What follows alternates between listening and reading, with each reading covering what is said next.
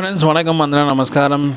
எல்லாருக்கும் எப்படி இருக்கீங்க? ஸோ இன்றைக்கி நம்ம பார்க்க போகிற டாபிக் என்ன அப்படின்னு பார்த்திங்க அப்படின்னா, இந்தியாவோட பட்ஜெட் 2025 இதை பற்றி தான் நம்ம பார்க்க போகிறோம். ஸோ ஆல்ரெடி நம்ம வந்து 2 வீடியோ போட்டிருக்கோம், பார்ட் 1 பார்ட் 2. ஸோ அந்த வீடியோ பார்க்காதவங்க தயவுசெய்து இந்த வீடியோ பார்த்துட்டு இந்த வீடியோ பாருங்கள். அப்போ தான் உங்களுக்கு நம்மளுடைய பட்ஜெட் என்ன அப்படிங்கிறது உங்களுக்கு புரியும். சரி, ஓகே. இந்த வீடியோ நம்ம பார்க்க போகிற விஷயம் என்ன அப்படின்னு பார்த்திங்க அப்படின்னா, பட்ஜெட் 3 அந்த பார்ட் 2 பார்ட் 3 விஷயங்கள்லாம் நம்ம இப்போ வீடியோ தான் இது. இந்த வீடியோவில் வந்து பார்த்திங்க அப்படின்னா சில நல்ல நல்ல திட்டங்கள் நிறையா வந்திருக்கு. அதை பற்றி தான் இந்த வீடியோவில் நம்ம பார்க்க போகிறோம். ஸோ அதுக்கு முன்னாடி இந்த சேனலை சப்ஸ்கிரைப் பண்ணாமல் இருந்தீங்கன்னா சப்ஸ்கிரைப் பண்ணிடுங்க. பக்கத்துக்கு இந்த பெல் பண்ணி கிளிக் பண்ணிடுங்க. அப்போ தான் நான் போகிற வீடியோ அடுத்தடுத்து உங்களுக்கு நோட்டிஃபிகேஷனாக வரும். தயவு செய்து மறுபடியும் சொல்கிறேன், பார்ட் 1 பார்ட் 2 வீடியோ இருக்குது. அதை போய் நீங்கள் பார்த்துட்டு வாங்க வீடியோக்குள்ளே போகலாம். ஓகே ஃப்ரெண்ட்ஸ், இன்றைக்கி நம்ம பார்க்க போகிற விஷயம் என்ன அப்படின்னு பார்த்திங்கன்னா, பார்ட் 3ல் நம்ம வந்து நம்மளுடைய இந்தியாவோட பட்ஜெட் யூனியன் பட்ஜெட் 2025 உள்ள விஷயங்கள்லாம் நம்ம பார்க்க போகிறோம். இந்த ஜல் ஜீவன் மிஷன் ஸ்கீம் எல்லாருக்குமே ஓரளவுக்கு தெரிஞ்சிருக்கும்னு நினைக்கிறேன். To provide top water connection to all house holds. இது 2028 ஆண்டு வரை நீட்டிக்கப்படும். அதாவது எல்லாருக்குமே வந்து பார்த்திங்க அப்படின்னா சுத்தமான குடிநீர் வந்து வழங்கப்படுது. எல்லா வீட்லேயும் எல்லா வீட்டுக்குமே இண்டிவிஜுவலாக பைப்பு கனெக்ட் பண்ணி அது மூலம் வந்து பார்த்திங்க அப்படின்னா அவங்களுக்கு என்ன பண்ணுவாங்க, தண்ணி கொடுப்பாங்க. இப்போ நீங்கள் எல்லா கிட்டத்தட்ட மெட்ரோஸில் இருக்கிறவங்களா இருக்கட்டும், அதேமாதிரி பார்த்திங்கன்னா இந்த கார்ப்பரேஷன் ஏரியாவில் இந்தியாவில் இருக்கிற நிறையா பேருடைய வீட்டுகளில் பார்த்திங்க அப்படின்னா, அதே மாதிரி ஒரு சில நியர்பை இருக்கிற பேரூராட்சிகள் இந்த மாதிரி இதெல்லாம் பார்த்திங்க அப்படின்னா இண்டிவிஜுவல் வாட்டர் கனெக்ஷன்ஸ்லாம் நீங்கள் பார்க்கலாம், கொடுத்துக்கிட்டே இருப்பாங்க. ஒவ்வொரு வீட்டுக்குமே தனியாக சம்திங் ஒரு மீட்டர் வச்சு அடாப்ட் பண்ணி பண்ணிக்கிட்டு இருக்கிறாங்க. அது வந்து பார்த்திங்கன்னா சென்ட்ரல் கவர்மெண்ட் ஸ்கீம் தான். அது ஜல் ஜீவன் மிஷன் ஸ்கீம். இதில் வந்து பார்த்திங்க அப்படின்னா உங்களுக்கு வந்து tap water connection to all the house holds எல்லாத்துக்குமே கொடுத்துட்ருக்காங்க. இது வந்து இப்போ முடியல. இது வந்து பார்த்திங்க அப்படின்னா கிட்டத்தட்ட 2028 இருக்குல்ல, அது வரைக்கும் இது வந்து எக்ஸ்பென்ஷன் பண்ணியிருக்கிறாங்க. ஓகே, இதனால் வந்து பார்த்திங்க அப்படின்னா நாட்டோட அந்த பொருளாதாரங்கிறேன் அந்த குடி தண்ணியோட இது வந்து குறையும் அப்படின்ட்டுருக்காங்க. ஸோ மக்கள் வந்து நல்ல ஒரு தண்ணியை குடிக்கணுங்கிறதுக்காண்டி கன்சிடர் பண்ணி இந்த திட்டத்தை கொண்டு வந்திருக்காங்க. அது என்னன்னு தெரியல எனக்கு. அதுக்கப்புறம் வந்து அதுக்கும் ஏதாவது வரி போட வாய்ப்பு இருக்கா அப்படிங்கிற விஷயங்கள் நம்ம பொறுத்திருந்து பார்ப்போம். ஓகே, இன்னொரு முக்கியமான விஷயம் பார்த்திங்க அப்படின்னா, இந்த கிஷான் கிரெடிட் கார்டு உங்கள் எல்லாருக்கும் தெரியுமா என்னன்னு தெரில. இந்த கிஷான் கடன் அட்டை இதோட நோக்கம் என்ன அப்படின்னு பார்த்திங்கன்னா, விவசாய தேவைக்கு குறுகிய காலகட்டத்தில் நீண்ட கால கடன் வந்து பேங்க்கில் இருந்து ஒரு சிங்கிள் விண்டோ, அதாவது நீண்ட கால கடன் from banking system under a single window, அதாவது உடனே வந்து பார்த்திங்க அப்படின்னா மிக குறுகிய காலத்திலே வந்து பார்த்திங்க அப்படின்னா கடன் வசதி, அதாவது கடன் உதவி பெறுவதற்காக அறிமுகப்படுத்தப்பட்ட திட்டம் தான் இந்த கிஷான் கடன் அட்டை திட்டம். இதன் மூலம் வழங்கப்படும் அதிகபட்ச கடன் தொகை பார்த்திங்க அப்படின்னா ஒரு 5 லட்சமாக இருந்தது, 3 லட்சமாக இருந்துச்சு. இப்போ 5 லட்சமாக உயர்த்தியிருக்கிறாங்க. இதனால் வந்து பார்த்திங்க அப்படின்னா இந்தியா நாட்டில் இருக்கிற கிட்டத்தட்ட 7.7 கோடி விவசாயிகள் வந்து பலன் பெறுவாங்க அப்படின்ற மாதிரி சொல்லியிருக்கிறாங்க. இந்த கிஷான் கடன் அட்டை வந்து பார்த்திங்க அப்படின்னா ஆக்சுவலாக ஒரு கிரெடிட் கார்டு மாதிரி தான். இப்போ நீங்கள் கிரெடிட் கார்டு வச்சுருக்கீங்களா, அந்த கிரெடிட் கார்டு மாதிரி விவசாயிகளுக்கு மிக குறுகிய காலத்தில், அதாவது இப்போ எனக்கு வந்து உடனே அமௌண்ட்டு தேவைப்படுது, அதுக்கு நான் போயிட்டு உட்காந்துட்டு நீங்கள் லோனுன்னு வாங்க போனீங்க அப்படின்னா 1008 ப்ரொசீஜர்ஸ் இருக்குது. அந்த லோன் உங்களுக்கு கிடைக்கிறதுக்கே பார்த்திங்கன்னா ஏகப்பட்ட நாட்கள் ஆகும். ஆனால் இந்த கிஷான் அட்டை வந்து உங்கள் கையில் இருந்துச்சு அப்படின்னா உங்களுக்கு உடனே வந்து டக்குன்னு உங்களுக்கு அப்ரூவ் பண்ணி உங்களுக்கு லோனை ப்ரொடியூஸ் பண்ணிடுவாங்க.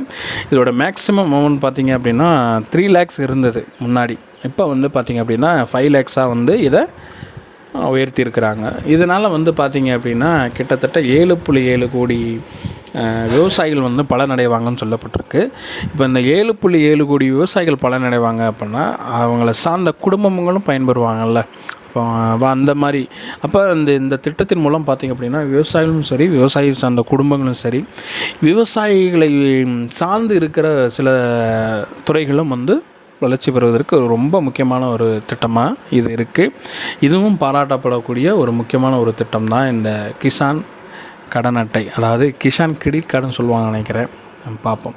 அதே மாதிரி பார்த்திங்க அப்படின்னா காய்கறி பழங்கள் விளைவித்தல், இதற்கு லாபகரமான விலையை நிர்ணயித்தல், இதற்கான சிறப்பான திட்டங்கள் அமலாகும். இனி வர காலங்களில் என்ன கன்சிடர் பண்ணுறாங்க அப்படின்னா, காய்கறி இந்த பழங்கள்லாம் இருக்குல்ல, இதை வந்து விளைவிக்கிறது, இதற்கு லாபகரமான விலையை வந்து நிர்ணயிக்கணும் அப்படின்ற மாதிரி சில திட்டங்கள்லாம் வச்சுருக்காங்களாம். இது வந்து பார்த்திங்க அப்படின்னா அப்கமிங் டேஸில் வந்து அதை பற்றின திட்டங்கள்லாம் அமலாகுன்ற மாதிரி சொல்லியிருக்கிறாங்க. இந்த காய்கறி பழங்கள்லாம் வந்து விளைவிக்கிற விவசாயிகள், இந்த விவசாயிகளுக்கு பயனுள்ளதாக அவங்களுக்கு அதிக லாபம் கிடைக்கணுங்கிற ஒரு கன்சிடரேஷனில் இதை பண்ணியிருக்காங்க. அதுக்கப்புறம் முக்கியமான ஒரு விஷயம் என்ன அப்படின்னு பார்த்தீங்கன்னா, Udan the regional airport development programme பார்த்திங்க அப்படின்னா for 1 crore passenger will be able to travel every year. அதே மாதிரி இந்த திட்டப்படி, அதாவது இந்த உடான் திட்டப்படி பார்த்திங்க அப்படின்னா மேலும் 120 இடங்களில் ஏர்போர்ட்டுகள் வரும். ஸோ 120 இடங்களில் இந்தியாவுக்குள்ள புதிதாக ஏர்போர்ட்டுகள் வரும் அப்படின்ற மாதிரி அறிவிச்சிருக்கிறாங்க. இதுவும் வரவேற்கத்தக்க ஒரு விஷயம்தான். ஆனால் இன்றைக்கி நடந்துகிட்டு இருக்கிற இந்த ஃப்ளைட் ஆக்சிடென்ட்ஸ் எல்லாம் பார்த்தா மக்களுடைய மனநிலை வந்து பார்த்திங்கன்னா வேறு மாதிரி இருக்குது.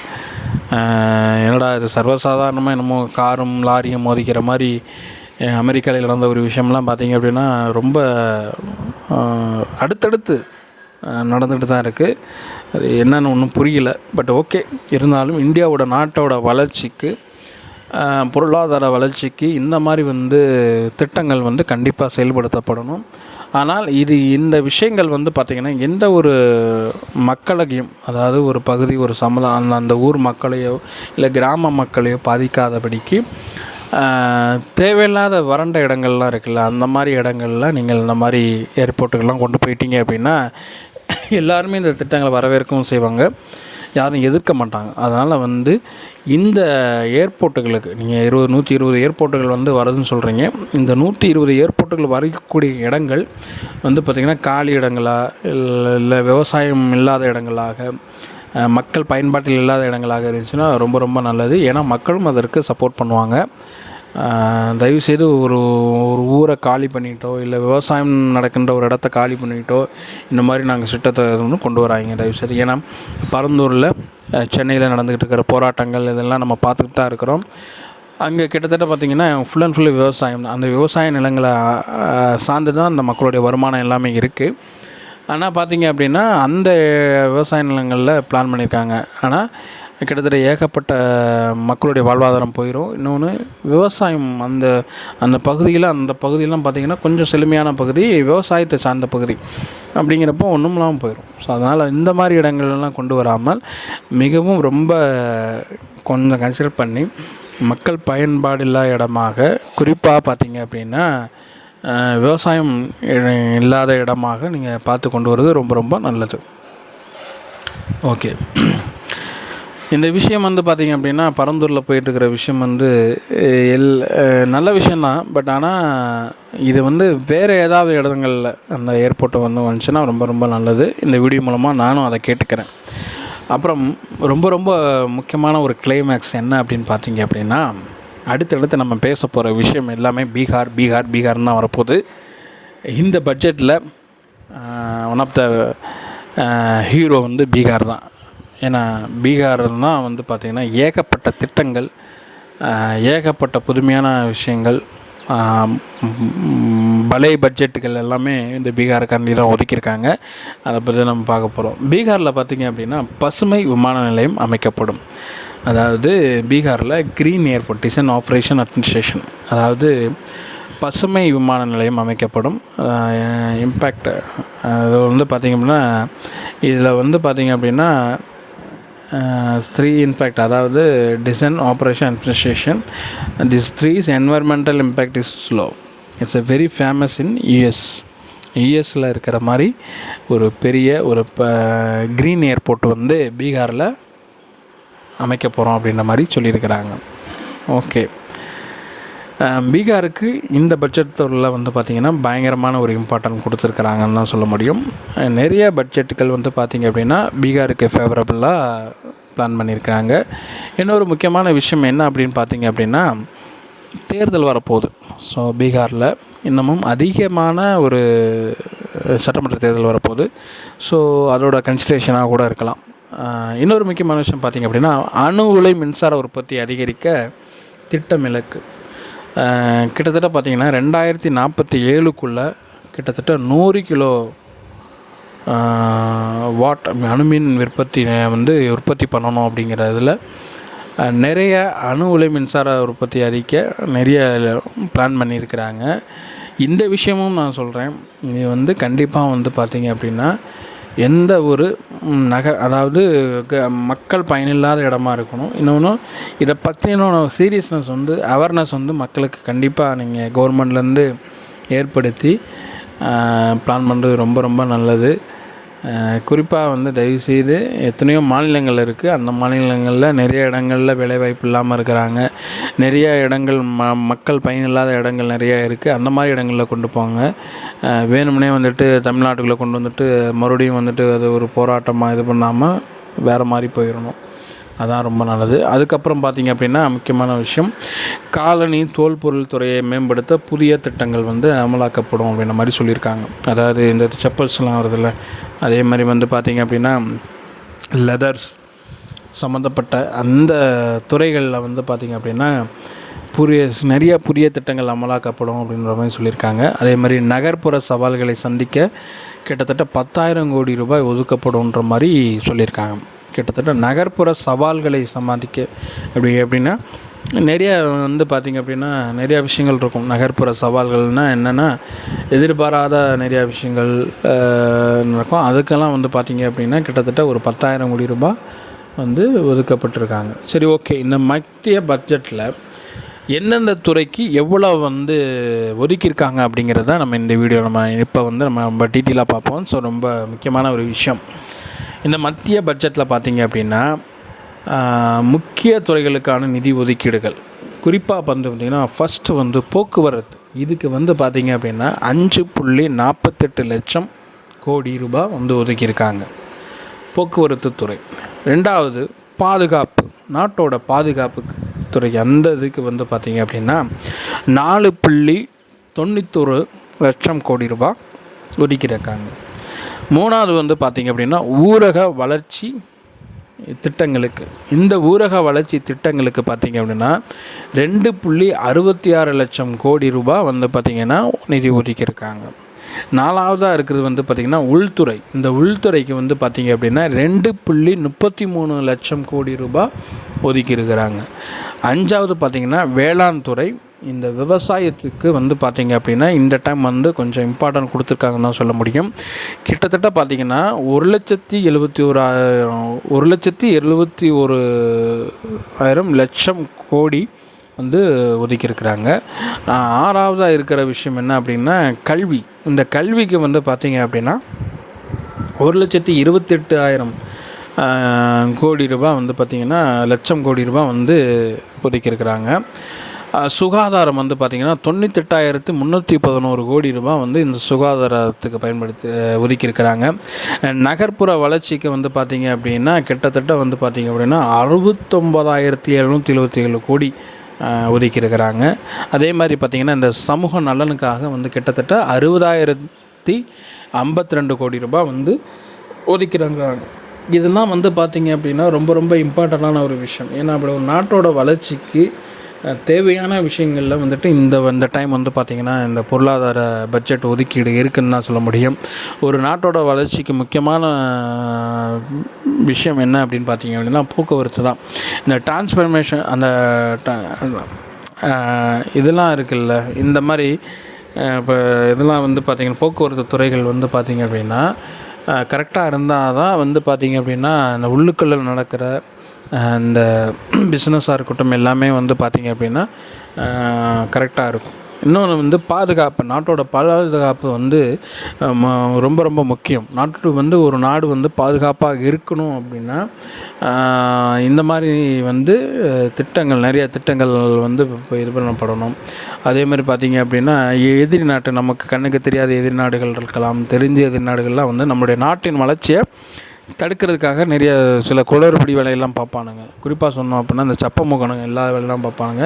இன்னொரு பக்கம் இந்த பாகிஸ்தானுக்காரங்க இந்த மாதிரிலாம் நிறையா இருக்கானுங்க. அப்படிங்கிறப்ப நம்மளுடைய நாட்டோட பாதுகாப்புக்கும் வந்து நம்ம வந்து பயங்கர கன்சிடர் பண்ணணும். அதுக்கும் பார்த்திங்க அப்படின்னா கிட்டத்தட்ட ஒரு 4,91,000 கோடி ரூபாய் ஒதுக்கியிருக்கிறாங்க. இன்னொரு முக்கியமான விஷயம் ஊரக வளர்ச்சி. இந்த ஊரக வளர்ச்சி இருந்தால் நம்ம இப்போ ஒரு கிராமமாக இருக்கட்டும், ஒரு நகர்ப்புறமாக இருக்கட்டும், இந்த மாதிரி ஊரக வளர்ச்சி திட்டங்களை அதிகமாக செயல்படுத்தும் போது தான் அந்த அந்த எப்படி சொல்கிறதுன்னா அந்த நாட்டோட பொருளாதார வளர்ச்சி வந்து அதிகமாகும். இந்த மாதிரி விஷயங்கள் நல்ல நல்ல திட்டங்கள் நிறையா கொண்டு வந்திருக்கிறாங்க. ஸோ இதெல்லாம் வந்து பார்த்திங்க அப்படின்னா ரொம்ப வரவேற்கப்பட வேண்டிய ஒரு விஷயம். இந்த 2025 பட்ஜெட் வந்து பார்த்திங்க அப்படின்னா கிட்டத்தட்ட பார்த்திங்க அப்படின்னா 1.15 மணி நேரத்தில் வந்து தாக்கல் செய்யப்பட்டிருக்கு. இதுக்கு முன்னாடி நம்ம பார்த்தோம் அப்படின்னா நிர்மலா சீதாராமன் அவர்கள் கிட்டத்தட்ட 8 முறை வந்து இந்தியாவுக்காக வந்து பட்ஜெட் தாக்கல் பண்ணியிருக்கிறாங்க. ஒரே ஃபினான்ஷியல் மினிஸ்டர் 2019 20 பார்த்திங்க அப்படின்னா 2 மணி நேரம் 15 நிமிஷம் எடுத்துக்கிட்டாங்க. 2020 to 2021 வந்து 2 மணி நேரம் 42 நிமிஷம் எடுத்துக்கிட்டாங்க. 2021 22 வரைக்கும் ஒரு மணி நேரம் 40 நிமிஷம் எடுத்துக்கிட்டாங்க. 2022 23 வந்து பார்த்திங்க அப்படின்னா 1 மணி நேரம் 32 நிமிஷம் எடுத்துக்கிட்டாங்க. 2000 வந்து பார்த்திங்க அப்படின்னா 1 மணி நேரம் 26 நிமிஷம் எடுத்துக்கிட்டாங்க. 2024 25 பார்த்திங்க அப்படின்னா 57 நிமிஷம் தான் எடுத்துக்கிட்டாங்க. 2024 25 வந்து பார்த்திங்கன்னா 1 மணி நேரம் 25 நிமிஷம் எடுத்துக்கிட்டாங்க. இப்போ 2025 26 வந்து பார்த்திங்கன்னா 1 மணி நேரம் 15 நிமிஷம் எடுத்துருக்கிறாங்க. இது வந்து சும்மா ஒரு கன்சிடருக்காண்டி நம்ம சொன்னோம். இந்த பட்ஜெட்டில் வந்து ரொம்ப ரொம்ப உங்களுக்கு பிடிச்ச விஷயம் என்ன அப்படிங்கிறத கமெண்டில் வந்து சொல்லுங்கள். இந்த 3 வீடியோ நீங்கள் பார்த்துட்டு வந்திருப்பீங்க சரிங்களா? இந்த 3 வீடியோவில் எந்தெந்த திட்டங்கள், எந்தெந்த பட்ஜெட் தாக்குதல் வந்து உங்களுக்கு பிடிச்சது, எது ரொம்ப ரொம்ப மக்களுக்கு பயனுள்ளதாக இருக்கும், இதெல்லாம் தேவையில்லாத விஷயங்கள் என்ன, இந்த மாதிரி விஷயங்கள் உங்களுக்கு என்னென்ன தோணுதோ அந்த விஷயங்கள் எல்லாம் வந்துட்டு கமெண்டில் வந்து ஷேர் பண்ணுங்கள். குறிப்பாக பார்த்திங்க அப்படின்னா ரயில்வே துறை பற்றி பெருசாக வந்து இந்த பட்ஜெட் தொடரில் பேசலை. ஏன்னா எல்லாராலும் எதிர்பார்க்கப்பட்ட ஒரு விஷயம் என்ன அப்படின்னா, ஏன்னா இப்போ வந்து பார்த்திங்கன்னா சென்னை அந்த மாதிரி மெட்ரோ சிட்டிஸ்லாம் வந்து எல்லா இடங்கள்லையும் வந்துட்டு அந்த மெட்ரோவோட இது வந்து போய்கிட்டுருக்கு. அதே மாதிரி பார்த்திங்க அப்படின்னா வந்த பாரத்ங்கிற மாதிரி நிறைய புல்லட் ட்ரெயின்ஸ் இந்த மாதிரி அப்டேட்ஸ்லாம் எதுவும் வரும் அப்படின்ற மாதிரி. ஏன்னா இன்றைக்கி வந்து இந்தியாவோட ரயில்வே துறை வந்து அதிகமான ஒரு வருவாய் ஈட்டக்கூடிய ஒரு துறையாக இருக்குது. ஸோ அதுக்கு வந்து பார்த்திங்க அப்படின்னா நிறைய திட்டங்கள் கொண்டு வருவாங்க அப்படின்னு எதிர்பார்க்கப்பட்ட நிலையில் வந்து ரயில்வே துறை பற்றி பெருசாக பேசலை, எந்த ஒரு இதுவும் பண்ணலை. 2வது விஷயம் என்ன அப்படின்னு பார்த்திங்கன்னா அணு உலை பாதுகாப்பு பற்றி அதாவது நீங்கள் வந்து அணு உலை மூலம் மின்சார உற்பத்தியை பெருக்கணுன்ற மாதிரி சொல்லியிருக்கீங்க. அப்படிங்கிறப்ப அதை பற்றின விழிப்புணர்வு மக்களிடையே கொண்டு போகணும். இன்னொன்றும் எந்த மக்களையும் பாதிக்காத அளவுக்கு மக்கள் பயனில்லாத ஒரு இடமா அது கொண்டு போனீங்கன்னா ரொம்ப ரொம்ப நல்லது. அதே மாதிரி இந்த விவசாயிகள் எல்லாருக்கும் இந்த கிஷான் அட்டை வந்து எல்லாருமே யூஸ் பண்ணுறீங்களா? எல்லோரும் இந்த கிஷான் கிரெடிட் கார்டு இருக்குல்ல, அது வந்து உங்களுக்கு யூஸ் ஆகுதா? கரெக்டான இதில் இருக்கா? கவர்மெண்ட்டு நிறையா விஷயங்கள் அது மூலமாக கிட்டத்தட்ட ஒரு 3 லட்சம் வரைக்கும் உங்களுக்கு கொடுத்துக்கிட்டு இருந்தாங்க. இப்போ வந்து ஒரு 5 லட்சமாக உயர்த்தியிருக்கிறாங்க. இது எந்தளவுக்கு பயன்படுது அப்படிங்கிறதையும் நம்ம சிந்திக்க வேண்டியதாக இருக்குது. இந்த வீடியோ பார்க்குற நீங்கள் உங்களுக்கு என்ன தோணுது அப்படிங்கிறத கமெண்டில் வந்து சொல்லுங்கள். இது வந்து நல்ல பட்ஜெட்டாக இல்லை எப்படி, இது நாட்டோட வளர்ச்சிக்கு மக்களுடைய வளர்ச்சிக்கு வந்து ஹெல்ப் பண்ணுமா அப்படிங்கிறத இந்த வீடியோவோட கமெண்டில் வந்து சொல்லுங்கள். எனக்கு பிடிச்ச இந்த பட்ஜெட் தொடரில் எனக்கு தோன்ற விஷயங்கள் ஃபஸ்ட்டு என்ன அப்படின்னு பார்த்திங்க அப்படின்னா, அதில் மிடில் கிளாஸ் அவங்களோட வந்து இந்த 1 லட்சம் மாதம் வருமானம் 1 லட்சத்துக்கு கீழே இருக்கிறவங்க அவங்களுக்கு வந்து கிட்டத்தட்ட பார்த்திங்க அப்படின்னா எந்த ஒரு வருமான வரியும் கிடையாது அப்படின்னு சொன்ன விஷயம் ரொம்ப ரொம்ப பாராட்டுக்குரிய ஒரு விஷயம். இன்னொரு முக்கியமான ஒரு விஷயம் என்ன அப்படின்னு பார்த்திங்க அப்படின்னா இந்த ஊரக வளர்ச்சி திட்டங்கள், அதே மாதிரி பார்த்திங்கன்னா நாட்டோட பாதுகாப்புக்கு கல்விக்கெல்லாம் பார்த்திங்க அப்படின்னா இவங்க ஒதுக்கியிருக்கிற அந்த பட்ஜெட் இருக்குல்ல, அதெல்லாம் ரொம்ப ரொம்ப பாராட்டுக்குரிய ஒரு விஷயம். அதுக்கப்புறம் பார்த்திங்க அப்படின்னா ரொம்ப ரொம்ப முக்கியமான ஒரு விஷயம், பெண்களுக்கு ரொம்ப இம்பார்ட்டன்ட் கொடுத்துருக்குறாங்க. அவங்களுடைய பிஸ்னஸ் அவங்க வந்து எல்லா துறைகளிலும் வரணும் அப்படிங்கிறதுக்காண்டி குறிப்பாக பார்த்திங்க அப்படின்னா எஸ்சி எஸ்டி பெண்களுக்கு வந்து பார்த்திங்க அப்படின்னா முதல் நிலை தொழில் முனைவராக இருந்தாங்க அப்படின்னா அவங்களுக்கு கிட்டத்தட்ட ஒரு 5 லட்சம் பெண்களுக்கு வந்து 2 கோடி ரூபாய் வரைக்கும் வந்து பார்த்திங்க அப்படின்னா கடன் உதவி வழங்கப்படுன்ற மாதிரி அப்டேட் கிடச்சிருக்கு. இந்த மாதிரி வந்து அதே மாதிரி பார்த்திங்கன்னா இந்த அங்கன்வாடி இந்த குழந்தைகள்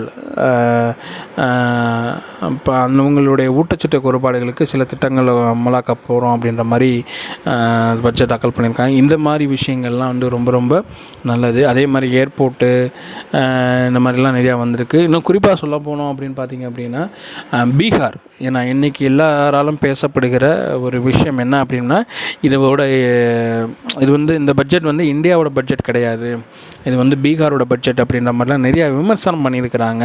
எதிர்கட்சிகள்லாம் பார்த்திங்க அப்படின்னா இது இப்போ இந்தியா இது வந்து ஒஸ்டான பட்ஜெட் அப்படின்ற மாதிரிலாம் வச்சுருக்காங்க. நம்ம வந்து எதிர்கட்சி தரப்புலேருந்தும் பார்க்க வேணாம், ஆளுங்கட்சி தரப்புலேருந்தும் பார்க்க வேணாம், மக்களாக நீங்கள் பார்க்கும்போது எந்தெந்த திட்டங்கள் உங்களுக்கு ரொம்ப நல்லதோ அதுக்கு நீங்கள் கண்டிப்பாக சப்போர்ட் பண்ணுவீங்கன்னு நினைக்கிறேன். இன்னொரு விஷயம் என்ன அப்படின்னு பார்த்திங்க அப்படின்னா நாட்டோட வளர்ச்சிங்கிறது நம்மளோட ஒவ்வொரு தனி மனிதனுடைய வளர்ச்சிக்கு முக்கியமான ஒரு விஷயம். அதுக்கு கவர்மெண்ட் என்ன பண்ணுறாங்களோ அதை நம்ம கண்டிப்பாக இது பண்ணிக்கணும். இன்னொரு விஷயம், இந்த ஃபினான்ஷியல் மினிஸ்டர் 8 வருஷமாக வந்து பார்த்திங்க அப்படின்னா இந்த பட்ஜெட்டை தாக்கல் பண்ணுறாங்க. இந்த 8 வருஷமாக இருக்கும் சரி, இந்த 15 வருடங்களாக கிட்டத்தட்ட வந்து 3வது முறையாக பிஜேபி வந்து ஜெயிச்சிருக்கிறாங்க இந்தியாவில். இவங்களுடைய ஒரு எப்படி சொல்கிறது அப்படின்னா இது எந்த கட்சிகளாக இருந்தாலும் ஏதாவது ஒரு வகையில் ஊழலில் கண்டிப்பாக வச்சுருப்பாங்க. ஏன்னா இப்போ இந்த ஜிஎஸ்டி கெடுபிடி இந்த மாதிரி விஷயங்கள்லாம் நிறையா நம்ம வைக்கிறோம் அப்படிங்கிறப்ப கண்டிப்பாக மாட்டியிருப்பாங்க. ஆனால் இவங்க வந்து இன்னமும் ஒரு சாதாரண ஒரு பெண்மணியாக பக்கத்தில் அப்பார்ட்மெண்ட்டில் இருக்கிறாங்க. நம்ம நிறைய வீடியோக்களில் பார்க்க முடியும், ஒரு தள்ளுவண்டி அவர்கிட்ட போயிட்டு காய்கறிலாம் வாங்குகிறாங்க. அந்த மாதிரி இருக்கிற ஒரு ஃப்ரேமில் ஒரு பெரிய இந்தியாவோட ஒரு ஃபினான்ஷியல் மினிஸ்டராக இருக்கிறவங்க அவங்க எப்படி வேணால் இருக்கலாம், ஆனால் ஒரு சிம்பிளாக வந்து இருக்கிறாங்க அப்படிங்கிறப்ப அதுவே வந்து ஒரு பாராட்டுக்கான விஷயம். நேர்மையாக இருக்கிறாங்கல்ல, அதுக்கே ஒரு பெரிய பாராட்டுக்கான விஷயம்.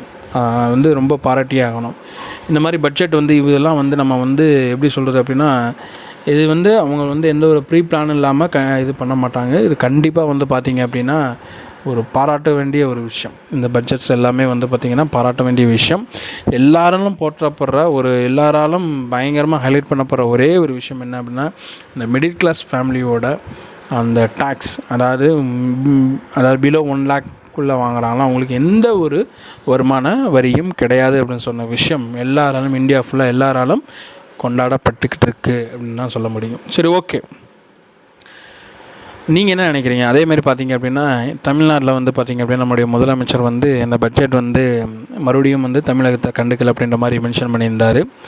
இன்னொரு பக்கம் பார்த்திங்க அப்படின்னா அண்ணன் விஜய் தளபதி டிவி கட்சி தலைவர் விஜய் அவர்களும் என்ன சொல்லியிருந்தாங்க அப்படின்னா எப்போது போல் தமிழ்நாட்டுக்கு எந்த ஒரு நல்ல இதுவும் திட்டங்களும் இல்லை அப்படின்ற மாதிரி சொல்லியிருந்தாங்க. அதே மாதிரி பார்த்திங்க அப்படின்னா ஒரு சிலரும் பார்த்திங்க அப்படின்னா இது வந்து ஏதோ பீகார் பட்ஜெட் மாதிரி இருக்குது அப்படின்ற மாதிரி விமர்சனங்கள் பண்ணியிருந்தாங்க. எல்லாரும் எதிர்கட்சிகளாக இருக்கட்டும், அதே மாதிரி பார்த்திங்க அப்படின்னா ஸ்டேட் கவர்மெண்ட்ஸாக இருக்கட்டும், ஒரு சில அதிருப்திகள் இருக்க தான் செய்யும். ஏன்னா இதில் வந்து முக்கியமான ஒரு விஷயம், எல்லாராலும் முற்று நோக்கப்படுகிற ஒரு விஷயம், எல்லாராலும் சர்ச்சையாக எழுப்பக்கூடிய ஒரு விஷயம் என்ன அப்படின்னு பார்த்திங்க அப்படின்னா அதிகமாக டேக்ஸ் பே பண்ணுகிற ஸ்டேட்ஸ் வந்து பார்த்திங்க அப்படின்னா தமிழ்நாடு, அதுக்கப்புறம் பெங்களூர், கர்நாடகா, இந்த மாதிரி சவுத் இண்டியன்ஸ் மேக்ஸிமம் அதிகமாக நம்ம வந்து டேக்ஸ் பே பண்ணுறோம், கரெக்டாகவும் பே பண்ணுறோம். ஆனால் அவங்களுக்கு மறுபடியும் அந்த ரிட்டர்ன்ஸ் கிடைக்குதா அப்படின்னு கேட்டோம்னா கிடைக்கல. அது வந்து 100% நம்ம ஒத்துக்கணும். ஆனால் வந்து பார்த்திங்க அப்படின்னா டேக்ஸ் ப்ராப்பராக பிளான் இது பண்ணாத வந்து பார்த்திங்க அப்படின்னா அதிகமான பட்ஜெட் ஒதுக்கப்பட்டிருக்கு. சரி, ஓகே, இது நம்ம வந்து ஒரு இதாக பார்க்குறோம். பட் ஒரு நாட்டோட வளர்ச்சிங்கிறப்ப, ஒரு குடும்பத்தோட வளர்ச்சிங்கிறப்ப என்ன நடக்கும் அப்படின்னா இப்போ நான் இருக்கேன், என்னுடைய அண்ணன் தம்பிகள் இருக்காங்க அப்படிங்கிறப்ப இப்போ நான் நல்லா இருக்கிறேன், என்னுடைய அண்ணனும் நல்லா இருக்கார், ஆனால் என் தம்பி கஷ்டப்படுறான் அப்படிங்கிறப்ப நாங்கள் 2 பேரும் என்ன பண்ணலாம், எங்களுடைய அமௌண்ட்லேருந்து எடுத்து கொடுத்து அவனுடைய வளர்ச்சிக்கு ஹெல்ப் பண்ணுற மாதிரி தான் இந்த ஒரு பட்ஜெட்டுமே. இப்போ நீங்கள் எல்லா இடங்களையும் நீங்கள் பார்க்கலாம், பீகாரிஸ் இருப்பாங்க, அவங்களுக்கு வந்து அங்கே வந்து ஒரு பொருளாதாரத்துக்கு ஏற்றக்கூடிய ஒரு வேலைவாய்ப்பு எதுவுமே கிடையாது. எல்லாருமே பார்த்திங்கன்னா நாடு முழுவதும் சிதறி கிடக்கிறாங்க. பீகாரிஸ், யூபிஎஸ் அவங்கெல்லாம் பார்த்திங்க அப்படின்னா நீங்கள் ஒரு பாலம் கட்ட போகிறீங்க, ஒரு ரோடு போட போகிறீங்க, இல்லை ஒரு ஒரு வேலை வைக்கிது அப்படின்னு பார்த்தீங்கன்னா, அங்கே அதிகமாக வேலை பார்க்குறது யாருன்னு பார்த்தீங்கன்னா இந்த பீகார்லேருந்து வந்தவங்க தான். ஸோ அவங்க அந்த ஸ்டேட்டோட வளர்ச்சி வந்து பார்த்திங்க அப்படின்னா ரொம்ப ரொம்ப கேள்விக்குறியாகவே இருக்குது. வந்து பார்த்திங்க அப்படின்னா நமக்கே தெரியும், ஒரு ஆள் இருந்தார், பயங்கரமான ஆள். இந்த ஆள் எப்படி சொல்கிறது, வைக்க பொருட்கள்லாம் ஒழிஞ்சு அந்த ஊழல் இதில் பிடிக்க போகிறப்ப வைக்க பொருள்லாம் ஒழிஞ்சிக்கிட்டு வச்சுக்கிட்டு இது பண்ணி தெரிஞ்சவர். இன்னொரு விஷயம் என்ன அப்படின்னா, அந்த கிராமப்புறங்களோட வளர்ச்சிக்காக அனுப்பப்பட்ட கம்ப்யூட்டர்ஸ், அதே மாதிரி கம்ப்யூட்டர் சென்டர்கள்லாம் அமைக்கப்போம், அதெல்லாம் கொண்டு போய் குப்பை மாதிரி போட்டு வச்சுட்டு இவங்களுக்கு எதுக்கு இவங்க மேலே வச்சா போதுன்ற மாதிரி வாட்ஸ்அப்பில் இருந்த ஒரு மினிஸ்டர். இப்போ அவர் இல்லை, பட் இருந்தாலும் நான் சொல்கிறேன் எதுக்குன்னா, அந்த பீகாருக்கு இந்த மாதிரி திட்டங்கள் இப்போ இருக்க சூழ்நிலையில் அவசியம் தேவைப்படுது. அங்கே இருக்கிற மக்களுடைய வாழ்வாதாரத்துக்கும் அந்த ஸ்டேட்டோட வளர்ச்சிக்கும் இது ரொம்ப ரொம்ப ஹெல்ப்ஃபுல்லாக இருக்கும் அப்படிங்கிறத நினைக்கிறேன். இதுக்கப்புறம் பார்த்திங்க அப்படின்னா, அங்கேருந்து இந்த மாதிரி வேலைவாய்ப்புகள் உருவாக்கி விட்டோம்னா அங்கேருந்து இங்கே வர அந்த ஆட்களோட எண்ணிக்கை கம்மியாகும். அது வந்து ஒரு வகையில் நல்லது தான். ஸோ அதனால் கன்சிடர் பண்ணி இந்த மாதிரி விஷயங்கள் பண்ணியிருக்கிறாங்க. ஸோ இது எந்தளவுக்கும் ஒன்றும் பெரிய லெவலில் இல்லை. நம்ம தமிழ்நாடாக இருக்கட்டும், சவுத் இந்தியாவாக இருக்கட்டும், பீகார் அளவுக்கு நம்ம வந்து ஒன்றும் பெரிய லெவலில் வறுமையில் மக்கள் இல்லை, எல்லாருமே ஓரளவுக்கு நல்லா தான் இருக்காங்க. ஸோ அதனால் வந்து இதை ஒரு பெரிய விஷயமாக பேச வேணாம் அப்படிங்கிறத இந்த வீடியோ மூலமாக கேட்டுக்கிறேன். இன்னொரு முக்கியமான ஒரு விஷயம், இந்த வீடியோ பார்க்குற உங்களுக்கு இந்த மாதிரி ஏதாவது விஷயங்கள் தோணுச்சு அப்படின்னா கமெண்ட் வந்து சொல்லுங்கள். உங்களுடைய கருத்துக்களும் வரவேற்கப்படுகிறது. இது என்னுடைய கருத்து அப்படிங்கிறதுனால நான் ஓப்பனாக சொன்னேன். ஓகே, உங்களுடைய ஏதாவது இருந்துச்சு அப்படின்னா, இந்த திட்டங்கள்லாம் வேணாமே, இதெல்லாம் வந்து இது தேவையில்லாது அப்படின்ற மாதிரி ஏதாவது விஷயங்கள் நினச்சிங்க அப்படின்னா கமெண்ட் வந்து சொல்லுங்கள். ஓகே ஃப்ரெண்ட்ஸ், இந்த வீடியோ நீங்கள் பார்த்தீங்க அப்படின்னா உங்களுக்கு பயனுள்ளதாக இருக்கும்னு நினைக்கிறேன். ஏன்னா இந்தியா பட்ஜெட் அப்படிங்கிறது நாட்டோட வளர்ச்சி மட்டும் கிடையாது, நம்மளுடைய வளர்ச்சியும் சரி. நம்ம கட்டுற ஒவ்வொரு ரூபாயில் இருந்தும் தான் அந்த பட்ஜெட் வந்து பிளான் பண்ணப்படுது. ஸோ அப்படிங்கிறப்ப அதை தெரிஞ்சுக்கிறது ரொம்ப ரொம்ப முக்கியமான ஒரு விஷயம். ஓகே ஃப்ரெண்ட்ஸ், இதே மாதிரி இன்னொரு வீடியோவில் சந்திக்க முடியாது உங்கள் நான். ஸோ பார்ட் 1 பார்ட் 2 வீடியோலாம் பார்த்துருங்க. இது பார்ட் 3 வீடியோ. ஸோ உங்களுக்கு ரொம்ப பயனுள்ளதாக இருக்கும்னு நினைக்கிறேன். பாய்.